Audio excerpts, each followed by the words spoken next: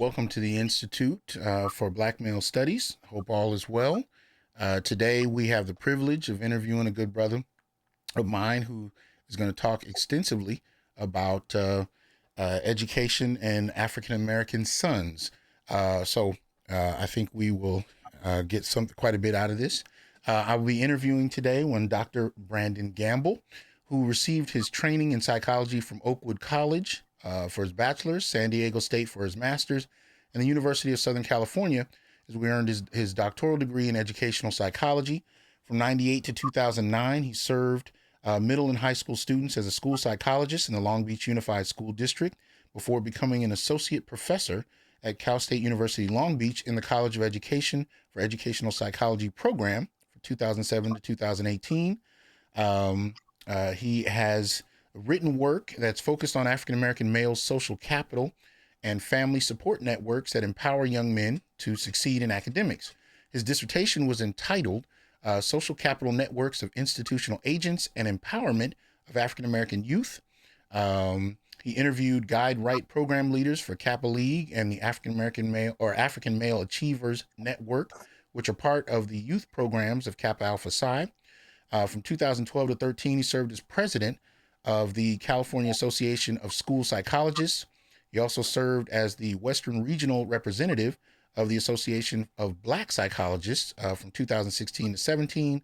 From 2013 to 18, he was the liaison of the Association of Black Psychologists to California Association of School Psychologists. He is currently the co-chair of leadership development for the group. He has served his chapter as the Guide Right director for the program for Kappa from 2001 to 2003, and again 2017, 2018. He enjoys spending time with his family, martial arts, playing guitar, and surfing, and has started his own podcast. So we will get him to tell us more about that soon. So please join me in welcoming Dr. Brandon Gamble. How are you, sir? Man, I'm great. Thanks for having me, man. This is exciting. Oh, thanks. Always good to connect with good brothers. Oh man, good to have you here. Um, as I usually tell people, I like to start with the origins because I want people to know how we become who we become. So tell us a little bit about where Brandon is from and what was the road that brought you to doing this work on Black males. Well, I always like to begin at the origins, at least, man. And I appreciate you asking for the origin story. Almost not quite a superhero, but I do like the superheroes. So, and I'll talk. And I really believe that our families should be our first superheroes. So, I have an uncle, and everybody known as Uncle Johnny, but he lived in Texas and was a union organizer, and they were going to lynch him. Similar to the Great Debaters, the character that Denzel Washington played in that film, and actually from that same part of the country, East Texas. And so my Uncle Johnny migrated out here, and so my mom's family came out this way. And my mom is Carrie Gamble. My father, Art Gamble, he was from Elkhart, Indiana. He had some challenges growing up, being one of 10 kids, and his mother and father weren't quite able to take care of them due to some economic challenges. The father being the last hired, first fired, and just not being able to take care of all 10 kids. So they ended up in a foster home. That foster home was on a big ranch in Michigan. And the white folks around didn't quite like that foster home. And so while they were out visiting family in California, they burned down the foster home. So my parents ended up meeting in Pasadena, California at Pasadena City College and going to Cal State LA and getting married. And I was born kind of into this family that they just push towards Black excellence all the time, but they also do not back down from any confrontation with racism and white supremacy or white misanthropy or white nonsense, as I call it. And so we continue to push forward with focusing in on what's right with Black people. So even when I was in school and my parents sent me to a Christian school, there were still times where I was sent to the principal's office. I had visions of being able to help other kids because I got tired of going to the principal's office and not really seeing people who appreciated me for being a thinking, feeling, and just regular human being. They were treating me as if I was something different, and I didn't understand why. And I rebelled against that because my parents gave me a strong sense of justice. So when you Now, ask me about my origin story, that's kind of where I see it, and I saw that as becoming a school psychologist. now, just out of curiosity, did you get into a lot of fights in K through 12? Because I know I did, but I'm Um, just curious um, about you. not just a lot of fights. I Mm, had to actually time them. okay. Because once a week, if you got more than 2 fights per week, they'd send them home to your parents. So there are some folks who they call me the N word on the playground. I'm like, you ain't gonna get away with that all week. Uh, I'm gonna get, you said and all I didn't week. get. So my father, my father and I, we would watch Kung Fu, and he'd say, "Look, don't start anything. You'll be fine with me. So But you if talking about the television show? the television show. But if they push you like they did Kwai Chan Kang, you're going to have to finish it." And so, plenty of fights from I would say first grade all the way through 6th or 7th grade. Yeah, Okay. So yeah. But t- that sparked in me the idea to become some type of person who helps kids. But I didn't know that was a school psychologist until about my senior year in undergraduate at a HBCU.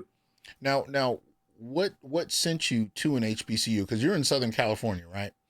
Yeah, So it was what? really just being Yeah. tired of being the only black kid in class, Mm, and knowing that I'm getting ready to study psychology, but most of the people in my classes had very different views of people, but particularly black and Latino people. And I knew they had no clue about how to deal with black folks. And I wanted to better understand how to help black people. So I knew I needed to go to a historically black college. okay. Okay. Beautiful. So your experiences there, was there anything that at this Mm. HBCU, your first time there, you're from California, is there anything in that experience that lended itself to you doing this work eventually? A couple things. One was I fortunately Spike Lee had done "Do the Right Thing" my Mm, senior year, before my senior year in high school, in 1989, another summer. okay, right, right. And then, a couple years later, he comes out with Malcolm X. Uh-huh. So Public Enemy and Spike Lee got me doing all this reading. So I Mm-hmm. came into college, in community college, and then moving on to an HBCU, wanting to do both, read for the knowledge of psychology, but also read things about Black people. I wanted to know what was happening with Black people in this research study. And if it Okay. wasn't about Black people, I'm like, okay, where's one about Black people? So Okay. that made me intensely curious. I think the other thing happened was, all right, let me not just talk this rhetoric about helping Black people. I have to go and do it. So I was very fortunate in that I joined a fraternity on campus, and the brothers were out engaged doing tutoring. And we were doing specifically tutoring on math to help young brothers in the community. And I found this 6th grade boy who didn't know how to do, and we found several of them who didn't know how to do their times tables, Right. right? This is a 3rd grade activity, but someone had not taught them how to do this by 6th grade, and we just weren't going to have it. we just, all right, we're going to work with these little brothers and we're going to make sure that they figure it out. And I got so enthralled with the learning process, it reminded me of kind of the commitment that I had made within my soul, really, to go back and help young men dealing with really bad educational school systems. And so that experience and that charge of just being at HBCU, knowing Black, I'm not just talking like Black excellence, the hashtag. I'm talking Black folks who had sacrificed and given so much for me. I needed to pay that forward. Okay. So Yeah. walk us through undergrad, Mm, and how you, because you had a kind of an unconventional approach to graduate school. You didn't go yeah. like right after undergrad. Walk us through No, no. undergrad through your graduate Yeah. work. So my pops, he's very um well, many of that era, right? Fathers in the 1970s, they're pretty much self-made men, right? Coming out of segregation, dealing with the Klan, all this kind of stuff. So my dad never really said a lot, he did a lot. you got to get up and work. And his whole deal was, before I went to college, you have to show me something. You have to show me that you can work and go to school. So you're going to community college and you'll pay for it. And back then it was $75 a semester. So I was able to do that. And I knew if I wanted to get away at some point, and I love my parents, but every young man should leave. And he was intent on that. I needed to go to a historically Black college. But working and going to school, I saw, though, the kind of work that I was doing, and I was doing some basic work, working in a mall, but at first they kept me in the back, unloading a truck rather than, working at the register, doing sales. But I saw just kind of how they treated me, and I was like, I need to have my own career. I don't just need a job. So I need to stay in school. And I really wanted, like I said before, wanted to go to a Black college. So I was looking at Howard University, but my mother, because of our religious background, Seventh-day Adventist, my mother really wanted me to go to Oakwood. And so she really advocated for me to go there. My father wanted me to save money. He either join the military or, like he had done, or go to San Diego State, which I eventually did, but I needed this Black experience. And my mother knew this growing up in the South. And so she really encouraged that to happen. She had saved some money for it. And my father, he later admitted he was actually going to miss me. That was the big deal. And he felt like there were certain things he couldn't get across to me if I was gone. To some degree, which was true. But I think, and if he ever sees this recording, he gave me everything I needed in order to kind of handle the next level. And so nice. I had some great instructors at Oakwood who got me ready for graduate school. And I didn't even know quite how they got me ready. They just held a high standard and had a really strong expectation for me. They didn't dumb down the curriculum for us. They didn't shortchange us in any way. They really kind of challenged us to think more than just the textbook. So, for example, I wrote a book, and this is why I'm wearing Fred Hampton's shirt. I not a book, but I wrote a paper about COINTELPRO and their racism. Right? I was interested in looking at racism in the South, and I didn't have to look any further than the FBI. There was enough there where I can just mine that for gold, and my professors really supported me in that effort.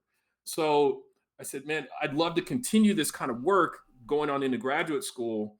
And I applied to a sister school to Oakwood University, which is La Sierra University. It's another Seventh-day Adventist institution, but they only accepted me on a probationary status.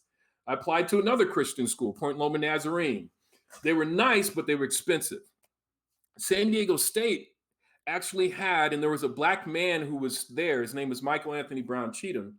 And he had written a grant called the Black School Psychology Project, or the African-Centered School Psychology Project was the second name for the grant. And I got accepted into the African-Centered School Psychology Project, so they paid for everything. I already told these folks I'm coming to study Black male issues and supporting Black boys in schools, but there was actually a grant for that, and I was able to do a lot of presentations in my master's degree program. It's one of the few master's degree programs that still pays for everything. Now, around what year is this? This is 95 to 98. Yeah. Okay. And okay, so what occurs after that? So from there to your doctorate. Yeah. Yeah. So from 1995, I get married. My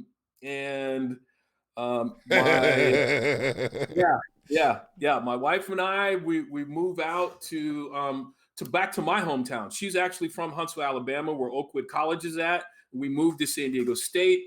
And the emphasis is, and some of the backstory on this, but the emphasis is that, I work, right? So, as a young man, I think this is what I need to do. I need to go to work. And so I work as a school psychologist in Long Beach School District. And I do that for about 7 years before I start getting part-time teaching jobs at National University, Chapman, Loyola Marymount, Cal State LA. And I'm teaching mostly in school psychology programs. But I have a colleague at Cal State Long Beach. She encourages me to go back and get my doctorate. Um, and I wasn't quite sure because I wasn't quite sure of the funding or how even timing was going to work.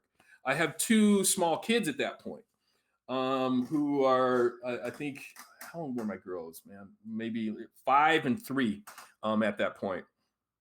And so I start going to the University of Southern California in the Doctorate of Education program. Everyone's telling me I need to go to a PhD, but I like the idea of applied research because I like to answer problems very directly in the school setting.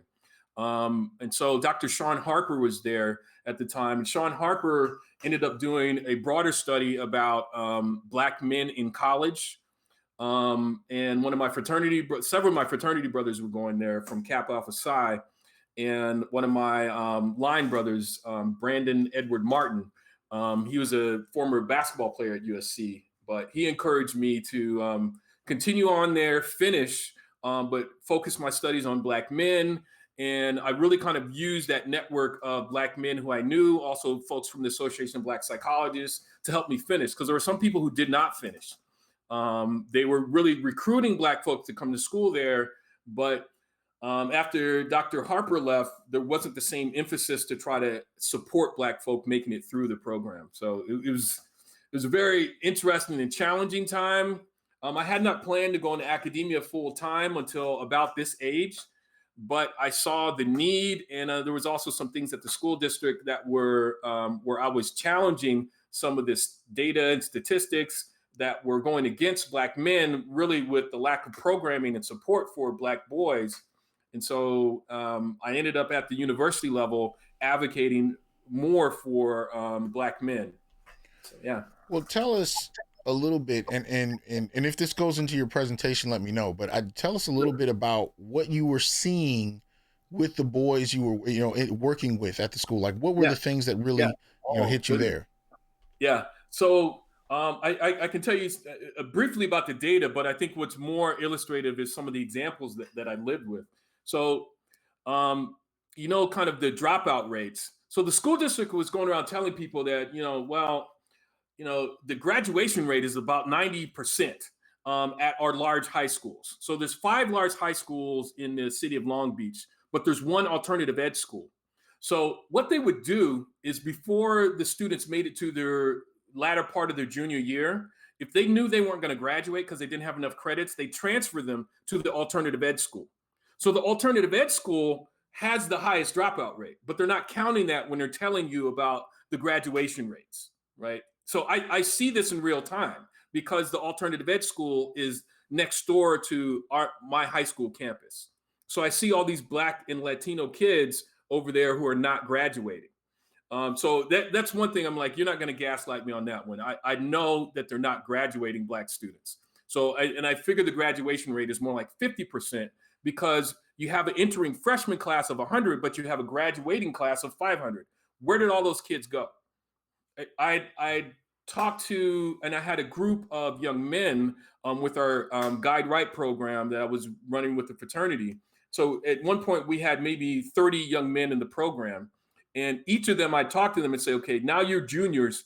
Tell me at least 2 names of 2 guys who you know who are not here because they either dropped out of school or they kicked them out. Right. And I was able to find out who those guys were. So I'm looking at some of these data sets and I'm working with these guys. Some of the other things was just blatant disrespect where I had to learn that, okay, they don't actually want to help Black boys. Right. So they know the data, they know the poor graduation rates, they know the suspension rates out of school or on campus suspension. They know all this stuff. They're keeping track of this data. And so I say, all right, why don't we put together a program for Black boys? I already have one running with my fraternity. Can you help us out? Well, we need to diversify that program. That program can't just be for Black men. And now these are the kinds of things I'm hearing from other Black administrators too. Wow. Right? Yep. So I said, okay, fine. That's one. I said, all right, let's kind of open it up. So I have Samoan kids, I have Filipino kids, I have Latino kids. Great, but as long as we get some Black men rising. but they're still not sponsoring me. So I'm like, if you're not sponsoring me, I'm still going to make an emphasis for Black youth. The next thing comes about, they want to go and develop a actual class, and they ask my guys in focus groups what's going on, but then they don't listen to them. I said, okay. And we kind of knew that was coming. So I had a group of guys, and the first Black valedictorian from Cabrillo High School. His name is Adisa Anderson. And Adisa, if you see this, I love you, and he's doing great. He is a PhD in counseling psychology. He works up at UC Berkeley in the counseling clinic up there. But he was Cabrillo High School's first Black male valedictorian. So part of my group, they had a step team, and all the students wanted to see them step. So they go and they hire a rapper who comes, and he's not quite sure where he's at and why he's there. But the students want to see my guys step. They cancel the show because everybody needs to get back to class, and my guys don't get to step. And for me, that was just like the last straw. But it was like, this is part of never funding what's going on. And I just put the whole program underground to support those guys. I'm like, I can't work with the school district to support these young men. That was kind of my experience, but it also kind of crystallized to me that people will talk a good game about supporting Black men, but their follow through is very limited frequently. And it was before I read Tommy Curry, before like this idea that we're devaluing Right. in our actions. We'll pay lip service to it. Exactly. We won't actually follow through to help Black men. But also talk about, when you talk about what you experience with other administrators, and I've had this experience as well, Black administrators in a predominantly white institution. And when we talk about advocating for Black boys or young men, you get pushback, but you don't even get pushback from the white administrators yet. You get pushback first from the Black administrators. And at least in terms of my experience, a lot of it tends to end up having to do with them having internalized this diversity framework where everybody has to be equally represented, even though the data shows that there are particular groups like Black boys who are disproportionately struggling. Right. Talk about what you've witnessed, and why do you think these Black administrators become resistant to this before anybody else? Woo, that's a deep one. I have presented. I've been doing this maybe since I got there. So I left my program at San Diego State as a fresh school psychologist, freshly leaving graduate school, and I already came with data and statistics on the challenges for overrepresentation of Black students in special ed. So seeing that Black boys were 3 times more likely to be placed in special education classes for students with emotional or behavioral disorders, right? We already know this. So I said, okay, so if this is the issue, if this was any other group, we'd see this as an epidemic. And so I'm presenting this data. I'm getting it off the California Department of Education website. And I know how they act. I even make a phone call to verify the data to make sure. And I get a letter signed that says, no, this is the official data from the California Department of Ed. In the meeting, and this white woman stands up, and she has already seen my presentation, but she says, I'm wondering where you're getting this data, because this doesn't seem right. This doesn't seem like the Long Beach that I know. And I'm like, it's off the California Department of Ed, and this is what you had to report because the Office of Civil Rights required you to report it.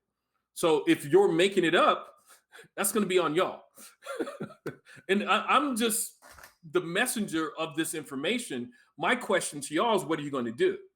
But what I see is sometimes there's this kind of climber mentality working in school districts where I have to keep trying to outdo the next person. And I have to keep the status quo. And really, it's kind of almost an HNIC model. So when I was there, and these are all people that I love and care for, but in regards to like good people one-on-one, but they're in a system and they don't see the system.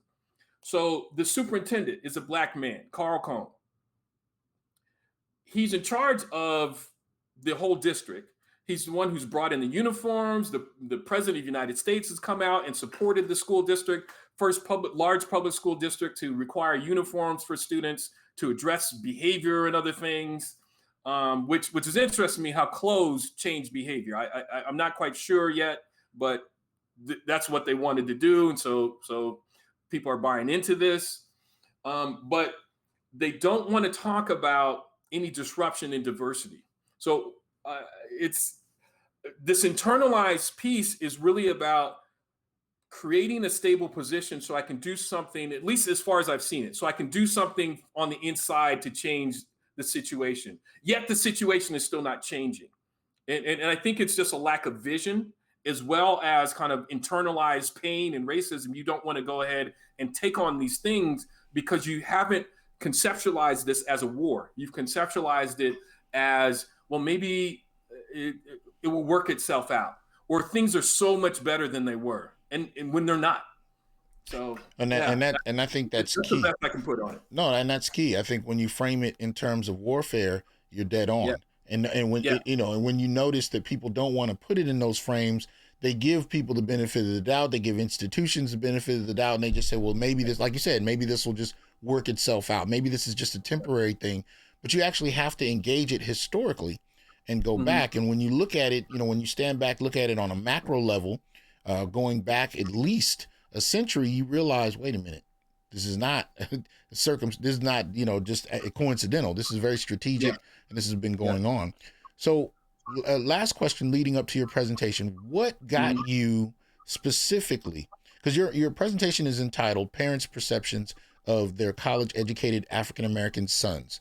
What got you to do this particular project? What inspired this?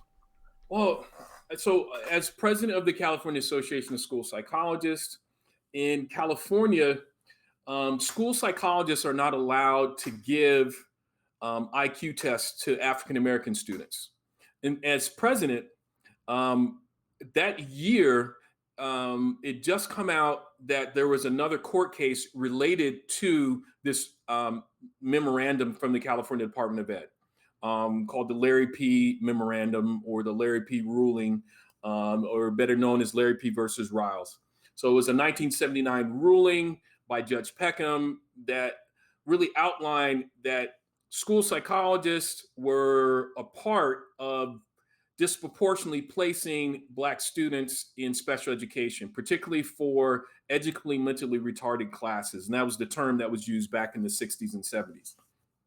And so many school psychologists, and particularly when I was president, were coming up to me and saying, man, what do you think? And it's kind of goes back to Du Bois. Du Bois in Souls of Black Folks says, they come up to me half-hearted in kind of a way and say, what do you think about these awful challenges in Mechanicsville? Doesn't it make your blood boil? And Du Bois is really kind of saying, these white folk keep coming up to me and asking me, what does it feel like to be a problem? Right? What does it feel like? And why can't I give this IQ test to this Black student? Not thinking, how can I better help Black students be empowered? How can I better highlight their greatness? Right? And so I knew and had grown up in a situation where I understood that there were Black people who were sending their families and kids off to college, particularly sons. And so I decided to talk to those folks about what it took for them to educate their sons in this way. And it was really kind of a counter narrative. So I'm really kind of, and I'll say thanks to some of these folks that helped give me that narrative. But I think we can at least start with the first slide here on the parents' perceptions. And I did want to talk even about the title. So at first I had success in the title, Parents' Perceptions of Their College-Educated Sons' Success, particularly Black sons. And folks pushed back a lot on the title itself, me putting the idea of success next to Black anybody. Okay, Right? now tell us Black about sons. tell us about that resistance. What do you think that was? Yeah. No, I've been studying Black folk for a while, and every time I mention Black people and success, there's some folks who have a hard time with that because they're used to spinning a narrative about what's wrong with Black people, and they like to begin there. And it's particular. I think it goes back to some of what you were asking me about these administrators. When they go to graduate school or even undergrad, they're being informed by a narrative, kind of like the Moynihan report, Patrick Moynihan's report from the 60s. The senator who put together this report about the Black family and everything that's wrong with the Black family. So people felt like, well, I can get money if I tell everything that's wrong with the Black family, if I'm more government funded inclined, right? But Or just this narrative of, well, poor Black people.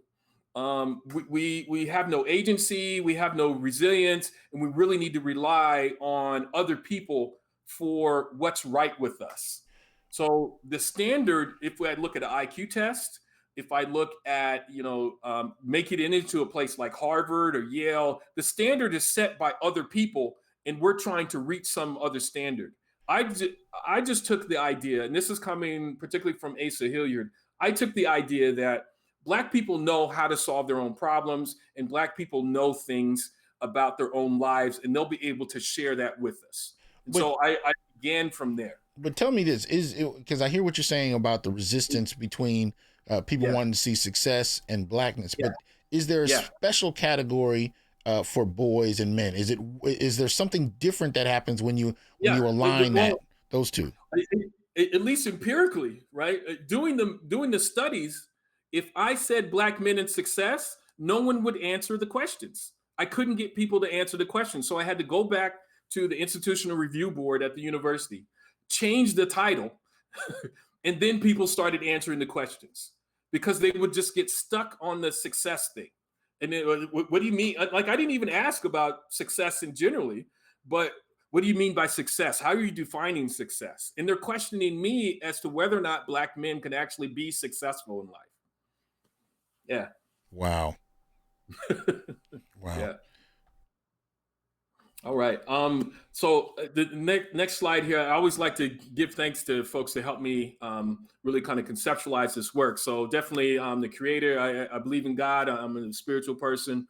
Ancestors, particularly the boys, Carter G. Woodson, Francis Cecil Sumner, even Kenneth Clark, definitely Asa Hilliard, and Joe White, who passed away right before I ended up working at Oakwood University.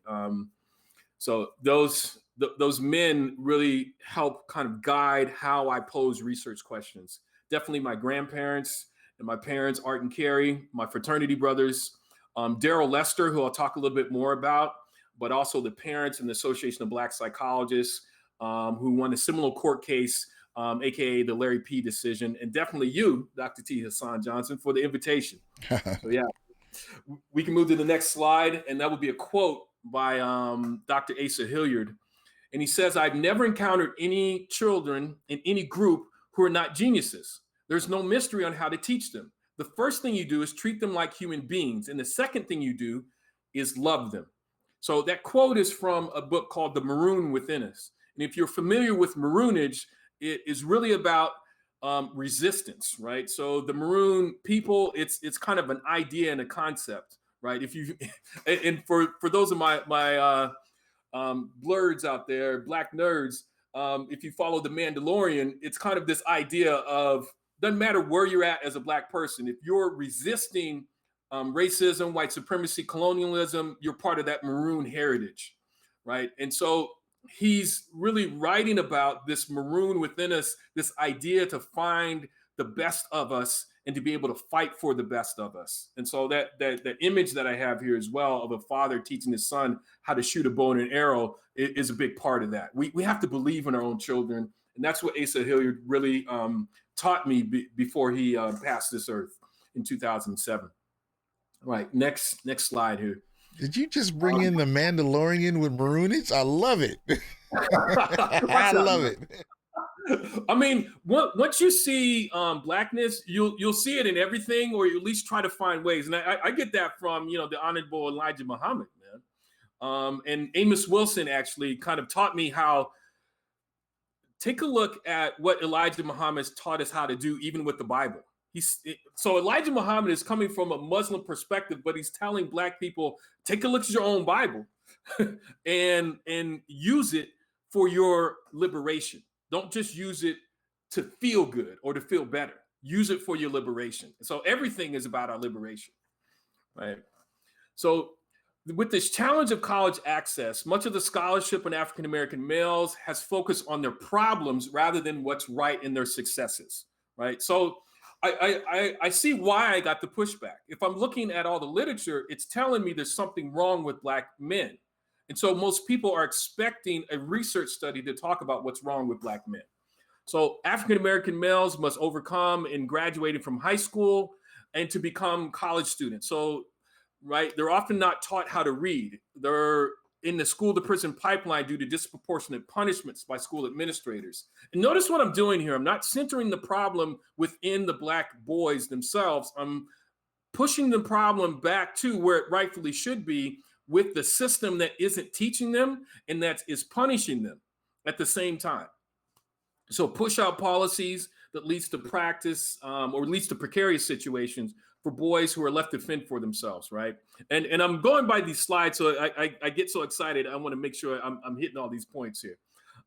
We got graduation rates for Black males attending public colleges and universities were 33% compared to 48.1% for students overall. Why 60 to 70 of Black women earn 70% of Black women earns college degrees, right? So, and this is kind of an ongoing thing. I'm getting this from there was a study over the CSUs and the UCs about Black students, particularly in California, but we were looking at kind of all these different universities throughout. And I know even at my alma mater here at Oakwood right now, the 6-year graduation rate for Black men is around 38%, and for Black women is 56%. Yet we haven't developed a program for Black men that's fully funded. And so we're working on it because I've been fussing about it, but we're working on it. You know, So, but it seems to me that most institutions haven't even bothered to delve into why Black males are not graduating to the same extent, right? Yeah. So it's interesting. So we've at least had one study done by a colleague of mine, Dr. Carmen Buckner here at Oakwood, and she at least found the whys, but we're still slowly moving towards what we need to do.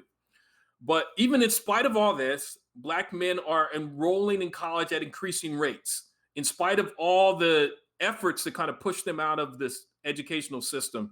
We're still doing it, which is amazing to me. Next slide. So much of the research done about and with Black parents focuses on the challenges they face, or often that educators are concerned that African American parents are not involved in their children's education. Again, looking at Black life and particularly Black parents of sons as if there's something wrong with the parents, right? And very few studies targeting Black college men, and Hilliard and Harper are some of the few who consider what's right with Black schooling and education.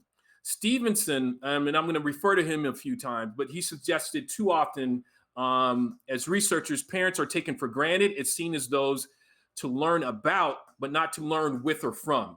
So he challenges us to be ready for change when the voices of parents inform our work. Because prior to that, if we're just listening to our own internal mechanisms, if we're just listening to the research, we're so focused on what's wrong with Black people, we don't do anything about it. Next slide. So, and I'm moving on to the purpose here. So the purpose was to investigate the perceptions of parents about raising college-ready African-American men and identify attribution. So I'm using one of these psychological terms, but what do I think it made or causes to happen when it comes to success among Black males? I still left that success thing in there when it came to the purpose. Who made it to college and or finished college. So the study gives voice to what is going on with African-American men as a result of their parents' unseen involvement. Because too often parents are seen as just not even really involved, and it's really the educators feel they're doing everything. So few studies explicitly examine Black youth achieving at high levels, right? And furthermore, parents and educators will learn of advice. And so I really want to, I thought Black parents had much more to offer than any other kind of conversation that's going on about Black people, because we're often not listening to Black parents. We're listening to everyone else tell us what's wrong with Black culture and Black life. I'll just pause here and say, before we get into the research questions, my sister and I have a podcast, and she'd love it that I'm actually plugging the podcast. It's called Our Black History. But we've been inundated. We've only had 2 episodes about our parents, and we've been inundated with these people trying to gaslight us and deny that Black history even exists, let alone that we could even be up to anything good, that we can be saying something that might uplift them, right? And so when we're doing research about Black people, I think it's important to be able to talk directly to the idea of what we have to say is going to be beneficial to everybody, particularly about Black life, especially if we've been so maligned and put down and talked about. So let's get into the research questions if we can here. Research questions. So I'm focusing in on attribution of success kind of as the base theory for what I'm going into. I'm an educational psychologist, and we really get into attribution theory. But what were the parental attributions of success for parents of successful African-American men? How do parents characterize their sons' academic progress and career trajectory, as well as what do parents see as their greatest opportunity in raising their boys? What constraints or helps occurred as their sons matriculated to high school and then on into college? And then my favorite part is, what advice do parents have for others raising Black men to be career-oriented or college-ready? Next slide. So, and I wanted to talk a bit about the parents here. So I was able to talk to 27 parents, or at least get feedback from them. 25 of them completed an online survey. 2 of them, they wanted to do it in person. Most of the parents who completed the survey were in their 60s. Therefore, most of the sons are estimated to be about 40 years of age. And a lot of them were my friends' parents, people who I'd grown up with, who had gone to college, or of that same age, Gen X, and their parents who are either boomers or from the silent generation. Most of the parents indicated their ethnicity as African American, but I had one who was European American, who had adopted a Black son, and they were some of the first to volunteer. They really wanted to talk about this. And another as white with a biracial son, and the father was Jamaican, and another one indicated that they're Caribbean. Nearly all at least had a bachelor's education, and only 2 responded that they attended some college. So I'm looking forward to doing more of a study with a broader range, a socioeconomic range, but this is where we started. Most of the parents were educators or civil servants, and also like a police, lawyer, service tech, or were in transportation. And most of the parents had worked 10 to 20 years, which indicated a high degree of stability. So I'm asking families, right? These are usually the colleagues of the educators. Really, some of this, I'm trying to go against the narrative that many educators have about Black youth. And so even if for some folks are like, well, man, I think I need to hear from other Black parents, but every Black family has a range in it, right? You know, a third of, high socioeconomic status, middle class status, or lower middle class, to very poor poverty range, but every family has that. And some folks don't realize that about Black families because of that wealth gap. But I keep track of this info when I do research with Black families.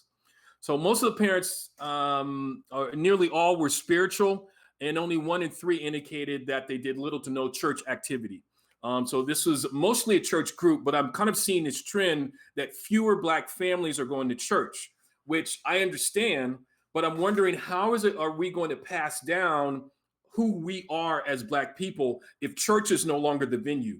We need to think very deeply about who we are. I find internet spaces like the Institute for Black Male Studies, like the Onyx Report, other venues are helping with kind of the intellectual conversation, but what's going to happen kind of with some other conversations. So that's why I keep track of these things. So all but 1 person was active in political or civic organizations. So the next slide is the results here. And at least as far as parent attributions, and I have kind of 2 sets of results, some of the parent attributions, and the other is the advice to parents. But parents saw their effort as an important part of their son's success. So although a lot of the research has focused on getting Black parents more involved, this group saw that they were involved and that they wanted to provide more in spiritual guidance and encouraging kind of an internal work ethic, or what psychologists call internal locus of control. That within me, I have what it takes to go ahead and solve my own problems. I'm not waiting for somebody else to do it, or within our group. And I haven't seen too much literature on this, but I kind of look at it as an ethnic internal locus of control, that Black folk have what it takes to solve their own problems. I don't need to wait for somebody else to help me solve my own problems.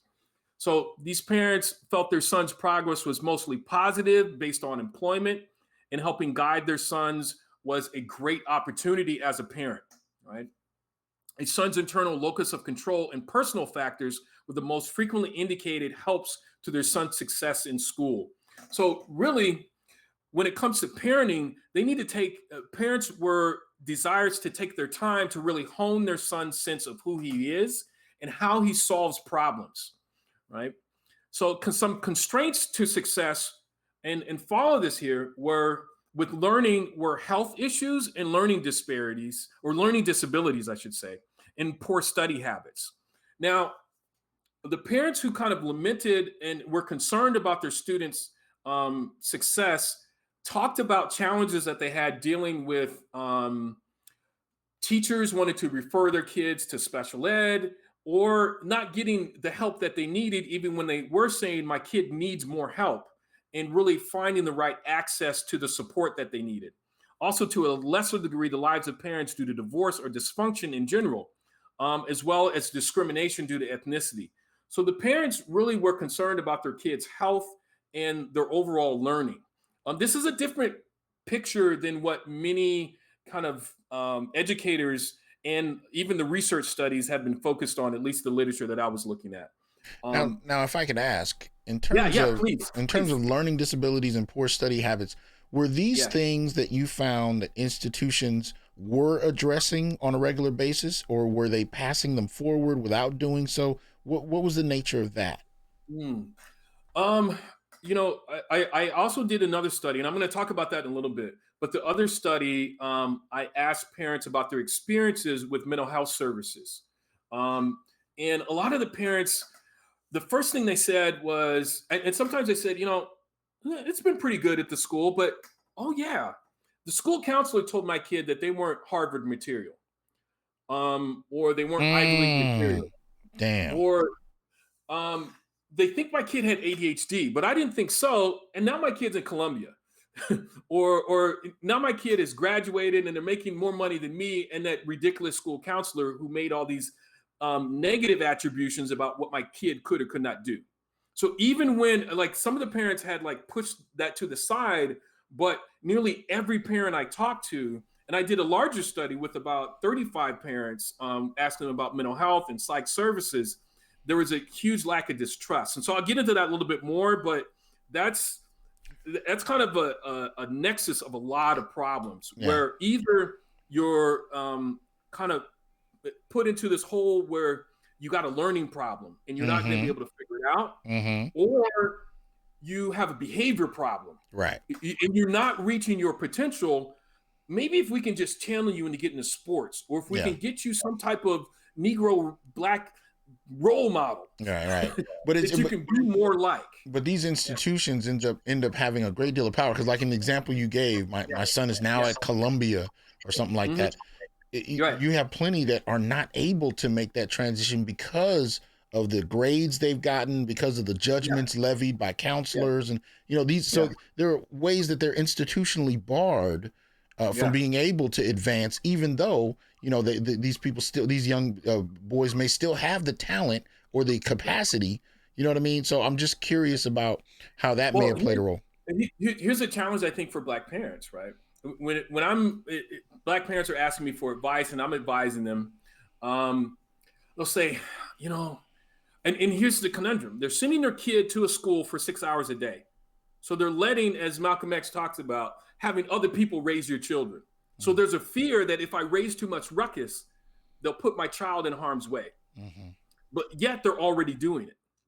Now, if you look at the educational system, most people who at least honest will admit that they're doing a horrible job with Black boys, right? And forget getting them ready for college, just graduating them from high school, they're doing a horrible job. So I was fortunate, at least at Long Beach School District, the superintendent at one point at least said, "Hey, I know we're doing a horrible job and we need to do better." But here's what he followed up and said, "We don't know what to do." So we're going to need more help. Wow. So that's in a good situation. So even in a good situation, you have to hold them accountable. You can't just turn your child over to the system and take their word for it, especially a system that clearly demonstrates they're no good at educating Black children, and particularly Black boys. Right. So yeah, you have to hold them accountable. So that's part of the reason why, and the next result slide here, advice to parents, that's why I'm really wanted to do this, because I wanted to get advice from parents, because clearly, if this superintendent who, and his name is Chris Steinhauser, he's a white superintendent who followed Carl Cohn, and he was really one of Carl Cohn's mentees, but he's for the top 10 largest school district, he's the longest serving superintendent. And so, but I appreciate him being willing to state these things, that he doesn't know what to do. So I'm like, I need to talk to Black parents. That's another reason why I did the research study. So I want to get this advice. So be balanced in your parenting approach and involved in your son's lives, right? And however that may be, and I say, don't allow other people to define what involvement is. As a Black parent, you define what that means and how you're involved and how you're balanced in your approach. But also be flexible, offer trust, support, patience, encouragement, dream with your son, and be academic oriented. Literacy as much, if not more, than sports, right? I think even if you are a sports person, be sports literate. Know and understand the game, not just on the field, but how it works off the field as well. And this is kind of the background of the conversation I was getting with a lot of parents. Teach your sons to make his own decisions, and whether it's understanding strategy through learning how to play chess, or doing jujitsu, as we talked about, this having more of an internal locus of control. But just real quick before you move on, there's something to that I think is important. You talked earlier about how your father sent you to community college and said pay your way through. So when you say teach your son to make his own decisions, it seems like there's also a place for putting the son in a position where there's responsibility involved, decision making involved, but they have to carry the weight of their own experience. Can you just briefly talk about how that experience may add to this component of making his own decisions? Yeah. Well, I think too, really good rites of passage programs do that. I know our Capital League and our Guide Right programs with fraternity, and I've seen many other young men's programs, but there has to be some level of challenge for a young man. And then he has to know that he knows that he can overcome things. Yeah. That's better than building a false confidence. A lot of people are into, the trophy generation, giving out a bunch of trophies for just being, and that's okay. But I think every young man needs to find his own thing. One of the things I think, particularly for Black boys, has been lost is the ability to have a hobby. So, and a lot of Black boys that I talk to, they don't have a hobby. And with a hobby, what you do is you go from an interest to, now that you have an interest, you start learning about the facets of that interest. And you know something better than anybody else knows, usually, if you're deep into your hobby. Right. And we're a couple of nerds, but we're also martial artists. And to me, when I was growing up, that seemed to be a contradiction, and almost an oxymoron, a nerdy martial artist. Right? But in order to do it right, you have to study your craft. You have to develop that and hone that. So for me, when I was 8, it was the NFL. I had memorized every quarterback, every wide receiver, and every running back on every team, right? At 8 years old. I knew all the divisions. I had it written up. I'm looking on the wall because I'm remembering. I had it all like posted on my wall, and I'd drawn them all out. Like I was deep into it, but nobody can challenge me on my knowledge. Like my Right. teachers would try to challenge me, and I knew more than my teachers about this thing. Right. So young men need that challenge, but they also need the opportunity to demonstrate what they know. But So that's what I love about martial arts. That's what I love about different aspects of sports. But I also think they need to do that academically as well, and be able to transfer those skills from the playing field to academics. And then also, so when they go off to college, you're able to use that as a metaphor. All right, now. but real quick, but tell me this: what does it do to a young man's confidence the moment he realizes he knows more than his teacher on a given subject, or more than most adults? What Yeah. does that do in terms of the process? Yeah, it allows him. Man, I used to show this clip from the spook who sat by the door, right? Ooh, Right. one of my And favorites. yes, and in the film there is the main character. He is a martial artist. He's already trained martial arts, but now he's in a class, and he's trying to kind of make his way without giving too much of the movie, because folks should really watch this film. Without giving too much away, though, he is not trying to overdo it, right? But he is trying to be respectful to his Asian instructor. But there's this white racist instructor who doesn't want him there. So the white racist instructor throws him around, and then he says, "Okay, my turn." And he throws this white man around, almost knocks him out, and the Asian instructor has to wake him up. Right. Right. And for me, that scene is kind of a metaphor of sometimes I'm going to take some knowledge that I may get from the Far East or stuff that you don't even know about, and I'm able to go toe to toe with you. But that gives you the confidence to not only to just simply take information, but to be educated to the point where you're going to go off and build something even greater as a result of that.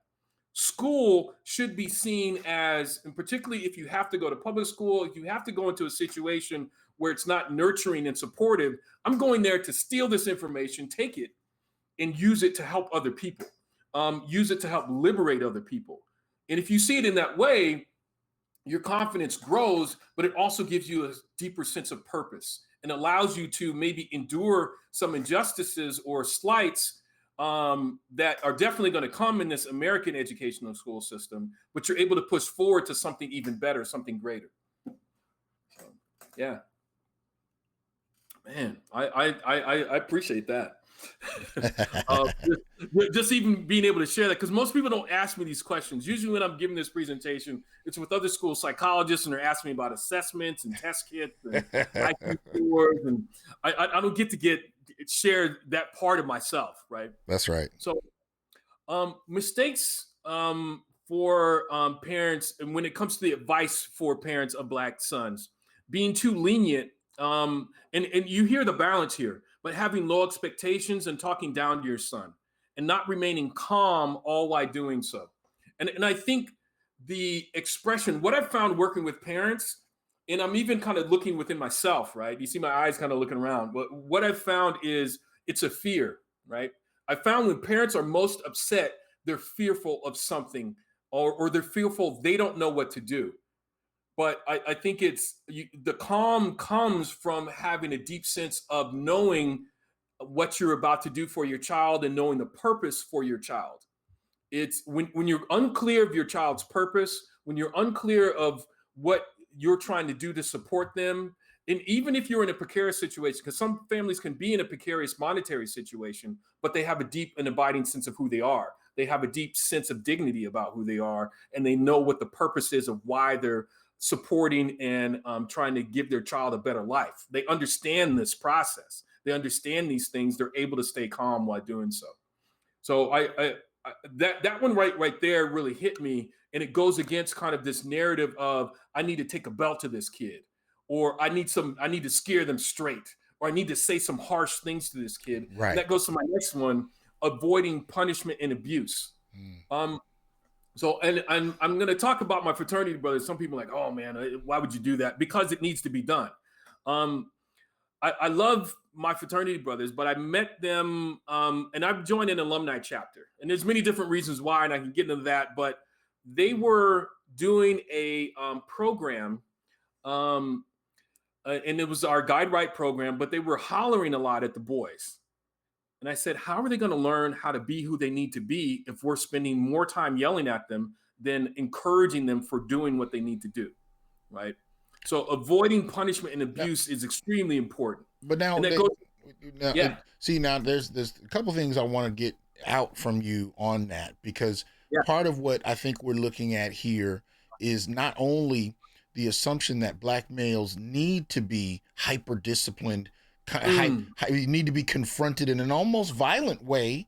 yeah, I mean, yeah, we expect that in many ways in our community, as far as, especially when it comes to dealing with boys, we kind of yeah, expect it. But there's a degree to which black men, as fathers, have even yeah. internalized this.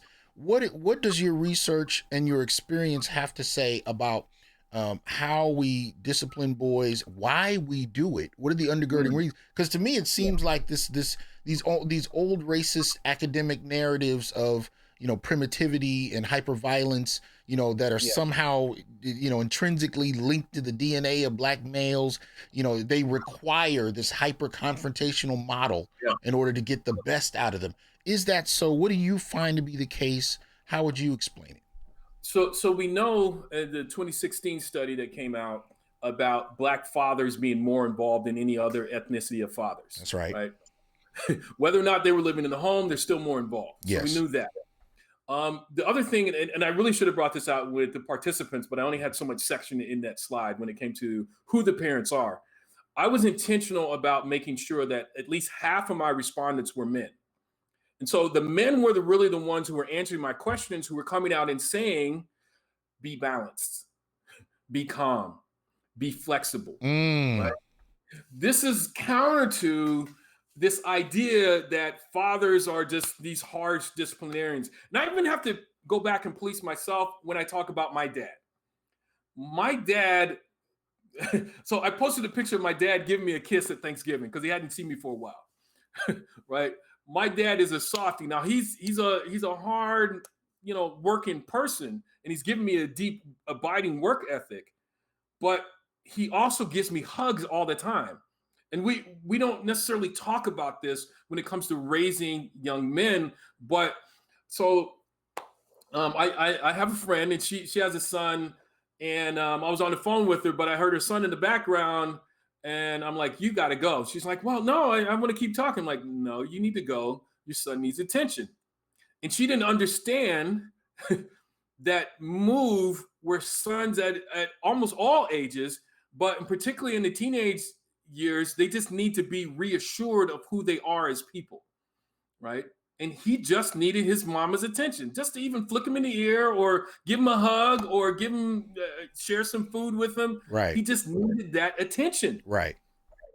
And we're not always as attuned to black boys needing attention because we feel for some reason they'll suck attention out of us, or suck all of our energy out of us. Kids are supposed to do that. Right, and boys are no or more or less to do that than girls. I have two daughters. They can do that, but boys need, especially in this world, they need reinforcement of who they are as people.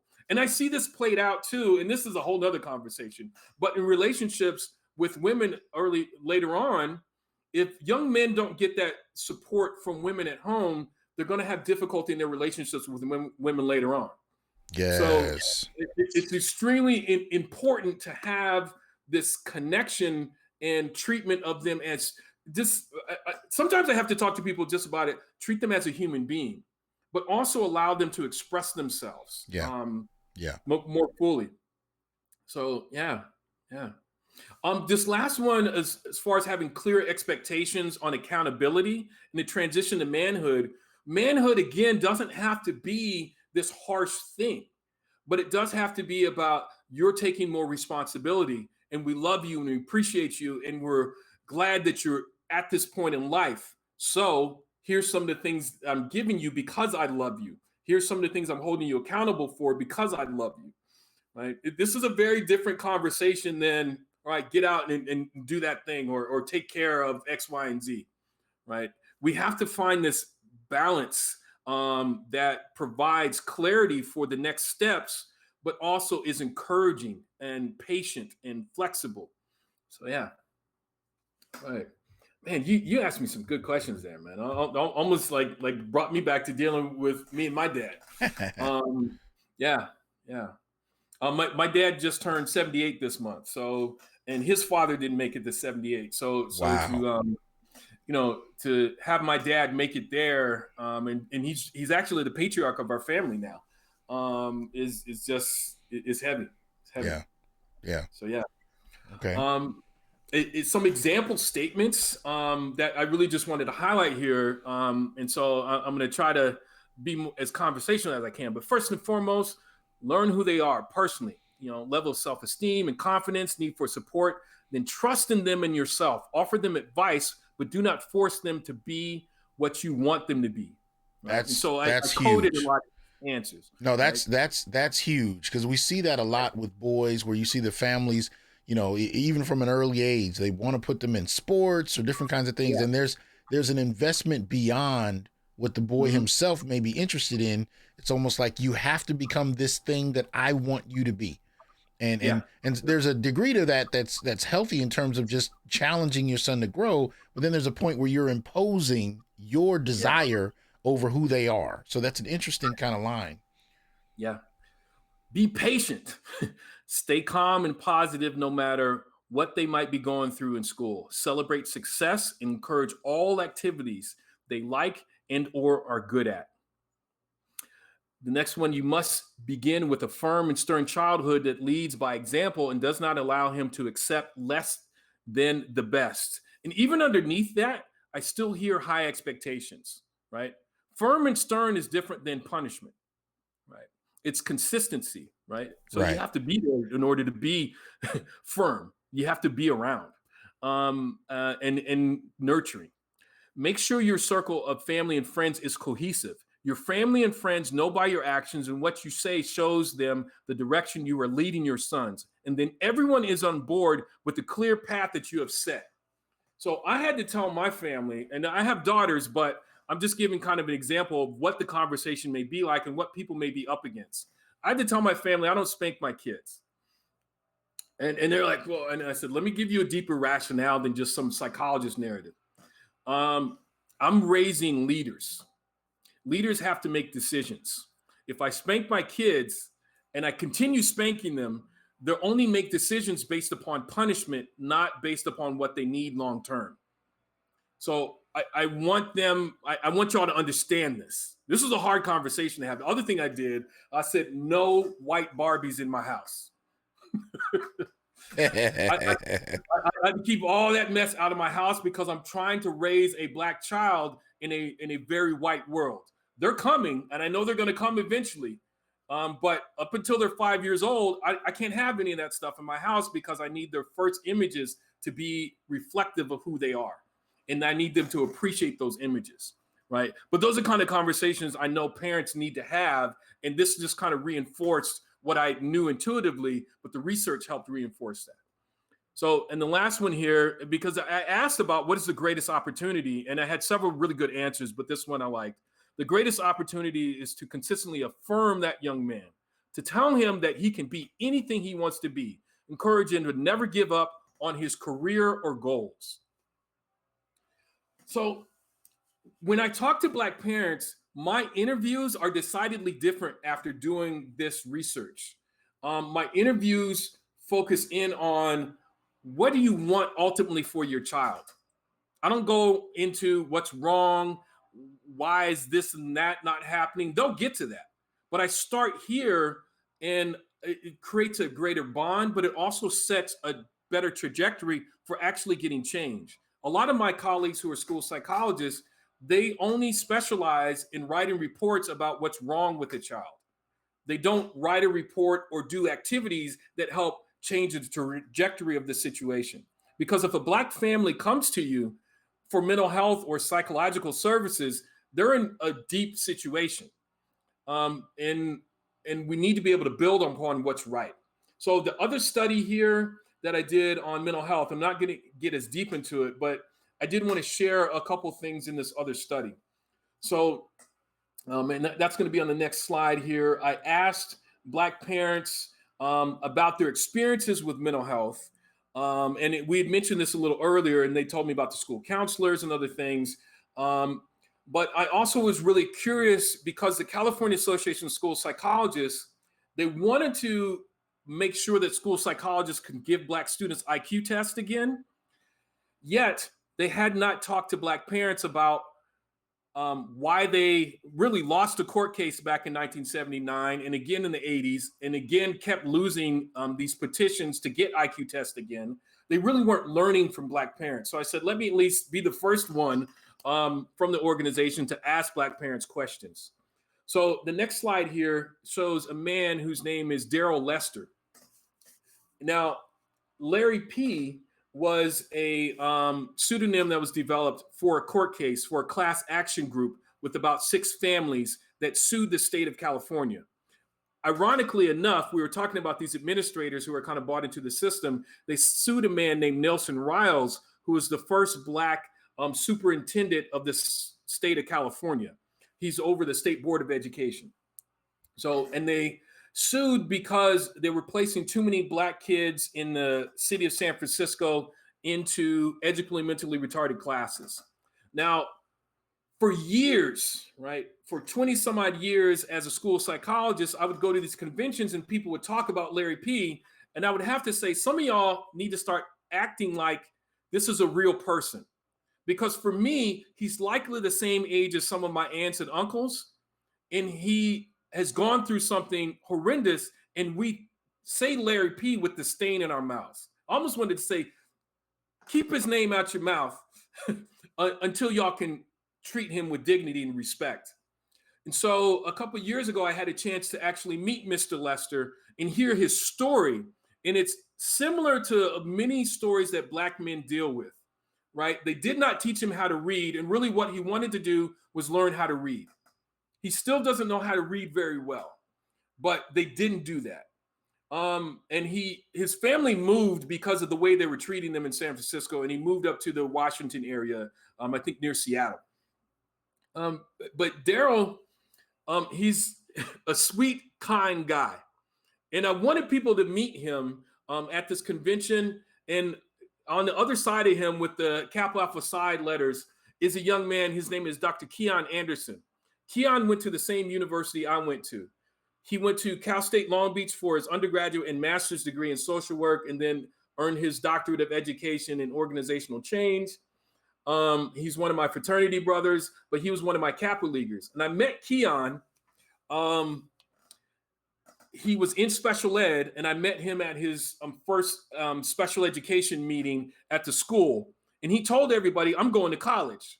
And there was this white woman there who was from the school district office. She said, well, slow down. Maybe you're going to community college. And we all looked at her and we said, lady, be quiet. This kid has a desire to go and he's going to go. But she said, well, you don't know. His mom's in prison. Wait. Yeah. Yeah. You're telling me that he stood up and said he wanted to go to college, and she corrected him and said maybe community college? Like she immediately reframed his own dream? Yeah. Even other white people in the room were like, you need to shut up, lady. We don't talk like that around here. Oh, wow. Yeah. It was madness. So I said, Keon, just stay with me. Wherever you want to go, I'm going to make sure you get there. So he started with me with Kappa League his freshman year in special ed in the resource specialist program, receiving speech services. And now this brother gives talks. He helps other kids get into college. He's written his own book, right? A kid who was in special ed who's written his own book, written his own life story, right? Beautiful. But I was able to bring him and Daryl together while we were doing this presentation. So you know how it is to go to these presentations with all these, folks, a bunch of white folks in the room, and they're eating their, their pre-made meals or whatever, their chicken dinners. And I'm like, look, I got to do some Black stuff right here. Pre-made meals. Yeah. And I told Daryl, and I said, Daryl, because Daryl was really kind of emotional telling his story about how he was treated. And, they put him in these classes that weren't teaching him anything. And they were really dead end special ed classes. And so Keon was there, and Keon kind of told part of his story. And so I brought them together, and I said, Daryl, if you hadn't gone through what you've gone through and your family wasn't willing to fight, Keon wouldn't be able to stand up in his IEP meeting and tell these white folks that he's going to college, and he wouldn't be able to follow through and make it happen.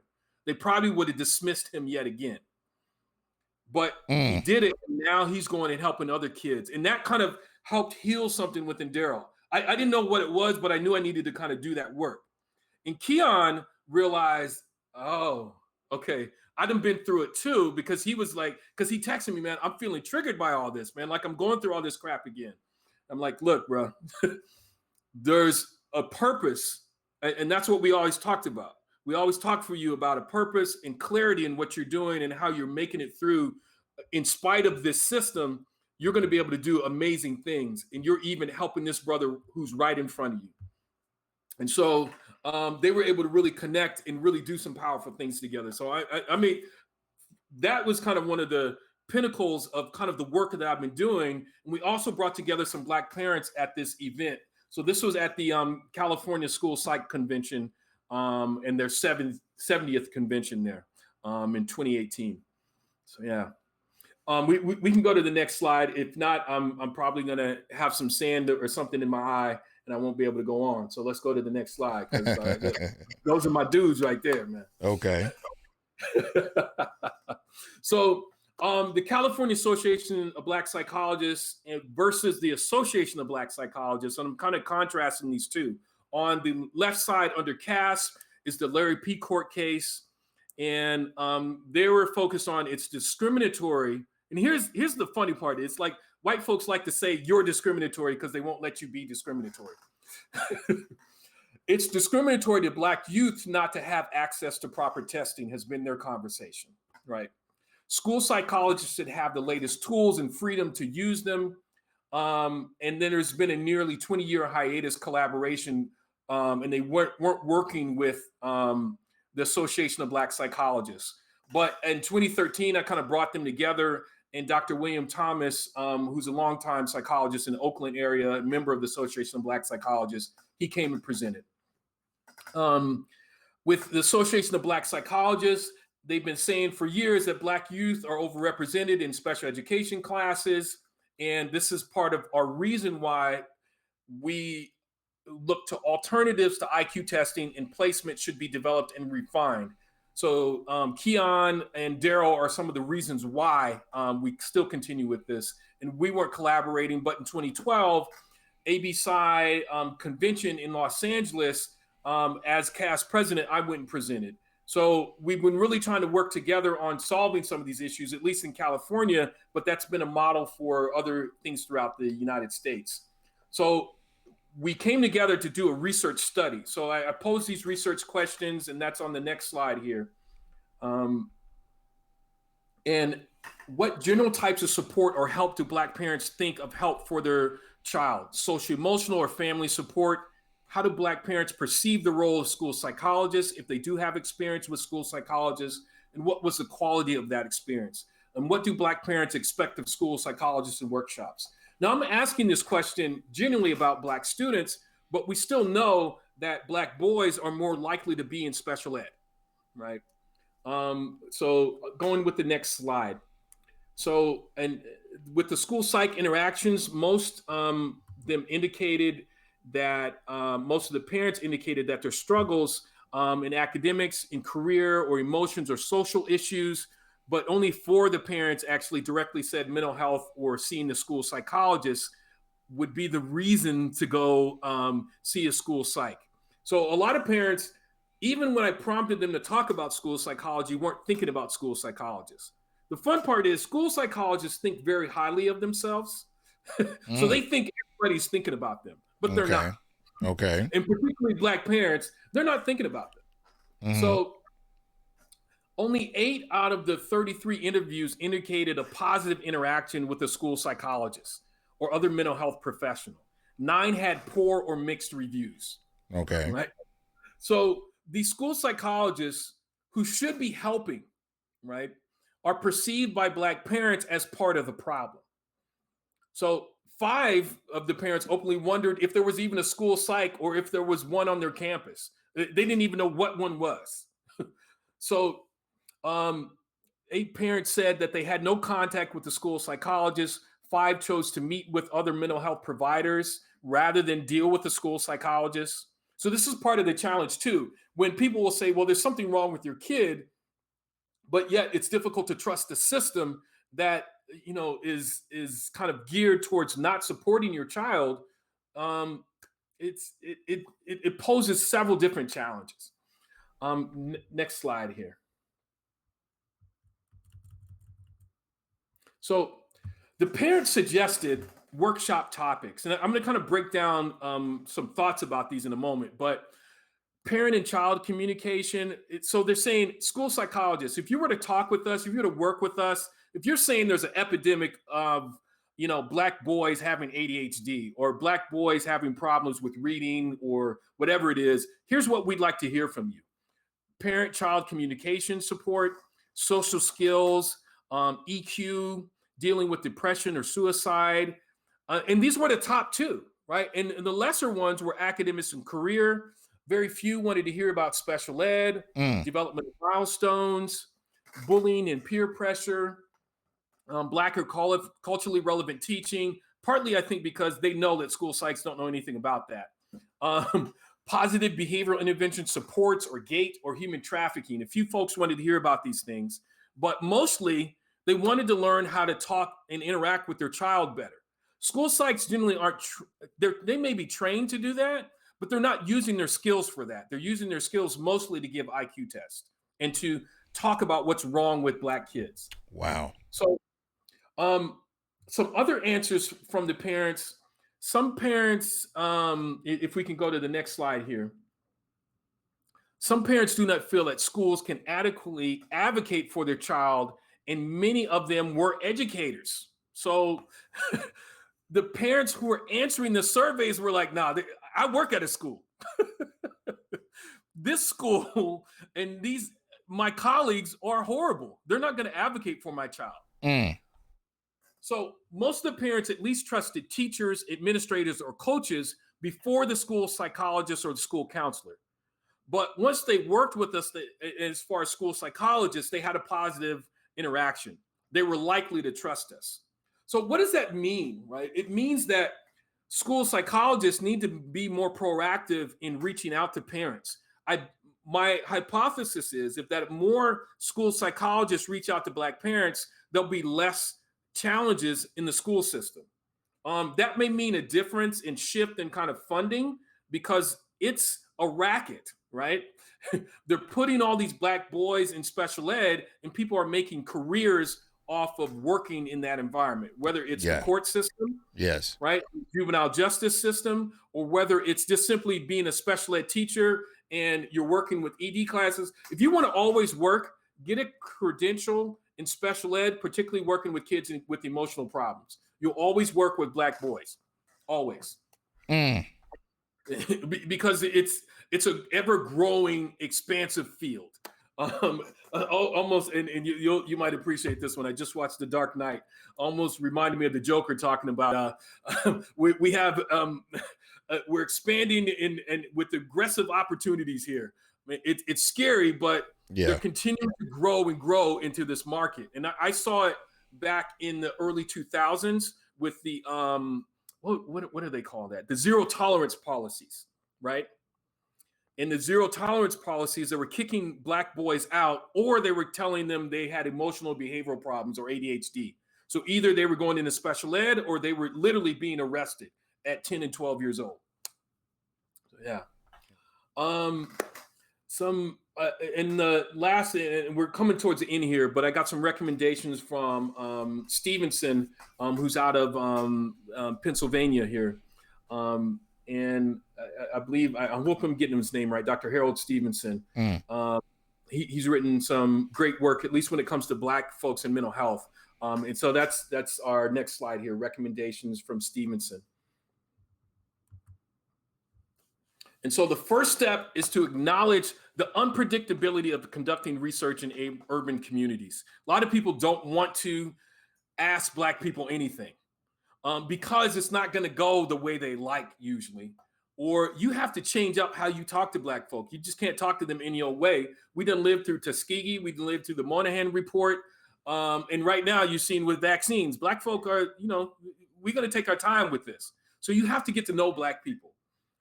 So you can be predictable as well to them, and so they can trust you. The second is to acknowledge the cultural, relational clashes and connections that occur between and among community participants and researchers. Again, that comes with getting to know Black folk. You can't just make this up. You can't just roll up and do this. I'm wearing a Fred Hampton shirt for a reason. Fred is always inspiring me to think about the people first and not about myself as a researcher. So I've taken some hits as a researcher, as well as a faculty member, wanting to move up in rank, but also doing things because it's right for Black people, not necessarily for my career.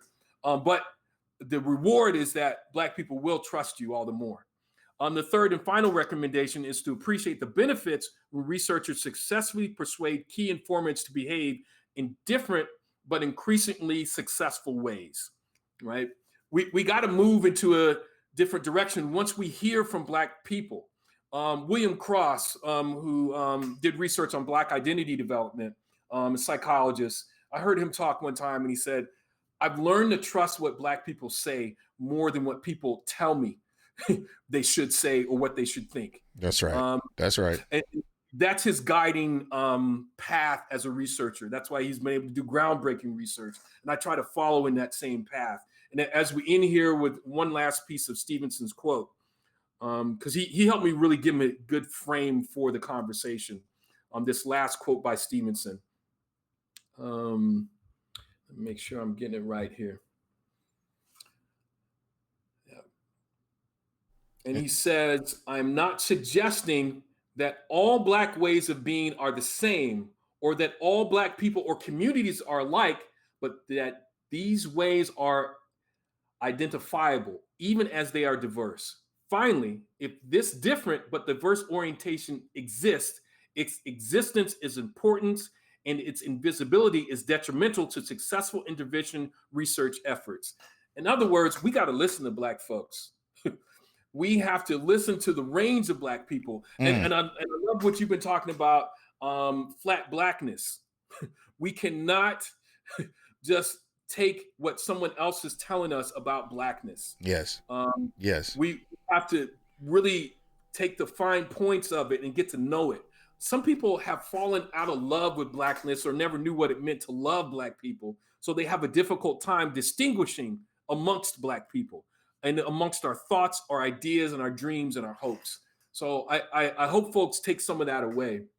So I have my contact information here on the last part, and I wanted to share some info there. Oh, I'm sorry. This okay. Yeah, and we can leave that up. But Stevenson, just brilliant analysis there coming from what he was talking about. Okay. But this last part is my contact information. I could share a bit on that. You can find me at drbrandongamble.com. I'm also, I have a Facebook, Dr. Brandon Gamble. The Goal Doctor podcast. I'm on Spreaker, Spotify, YouTube, and Facebook. That's my latest. We have a full season. So the Goal Doctor I do by season, and it's really kind of, and I think it's good for young people, particularly young boys, because I talk about martial arts and a few other things, but developing goals and meeting goals.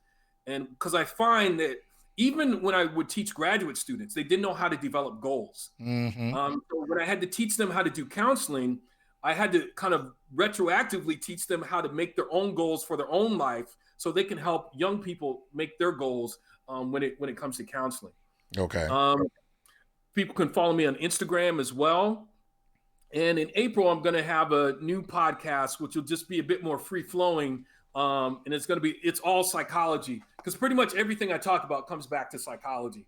So whether I'm talking about martial arts, movies, sex, life, it all comes back to psychology. So I'm looking forward to that podcast coming out. But yeah, I appreciate the venue.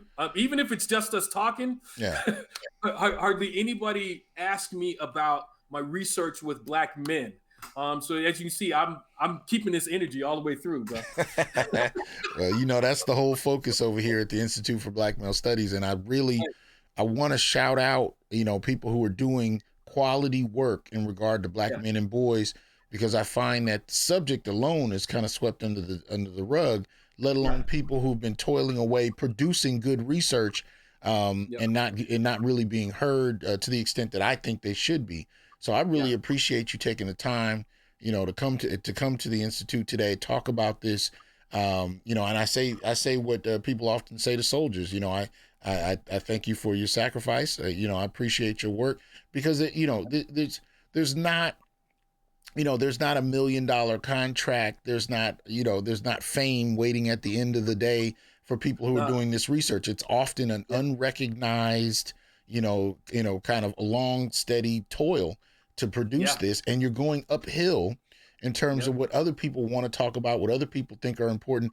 Even when black males are the center of attention, even that I often find is baited and switched to other demographics once we, so black males are used to attract attention, in regard to having been come killed on, or abused or incarcerated, and then the conversation baits and switches to another demographic, and so they end up getting the kind of equity, that black male life has kind of called in, and that equity goes to other groups, whether it's for their political advancement or so on and so forth. So I yeah, find, those who are doing research specifically to improve the lives of black males, those are the ones that I try and give my attention to. So yeah. thank you for a great deal for doing this. I appreciate it, man. I would even, going for tenure, you're Ah. encouraged Mm-hmm. for to do certain things. Mm-hmm. And you can even kind of see where I try to step in and they kind of pull me back out. Uh-huh. Uh-huh. Where and I'm proud of the work that I did, but it has come with some of those prices. So I did a article on the Male Math Academy. It's one of my most cited articles, most articles that is looked up the most if you look on those Google stats. And it's with a colleague, Dr. Simon Kim and Dr. Shuan An, a Korean brother and a Asian Chinese sister, right? And we did some good work, but it started with me asking questions about black boys, and then it turned into a generic conversation. And Mm. I understood I had to get it done. My dean was on me to get it done, and I was glad to move forward. And Dr. Kim, he's one of my mentors. He helped me get it done.